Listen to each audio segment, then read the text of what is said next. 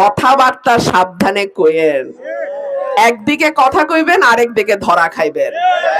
তো কথাবার্তা যত কম তত ভালো।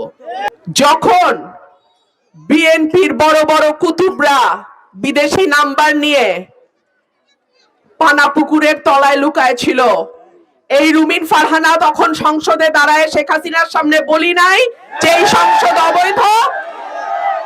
আমি একা কতদূর করতে পারি আর পারি না সেটা আপনারা দেখেন নাই।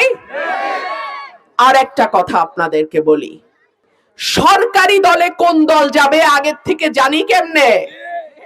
এইটা কি হাসিনার পাতানো নির্বাচন যে আগে আগেই জানি সরকারে কোন দল যাবে? কথাবার্তা সাবধানে কইেন। একদিকে কথা কইবেন, আরেকদিকে ধরা খাইবেন। তো কথাবার্তা যত কম তত ভালো। আপনারা কি করে এত শিওর হইলেন যে সরকার গঠন ওই দলই করবে? অন্য দলও তো সরকার গঠন করতে পারে। তখন আপনাদের কি অবস্থা হবে ওইটা আগে চিন্তা করেন।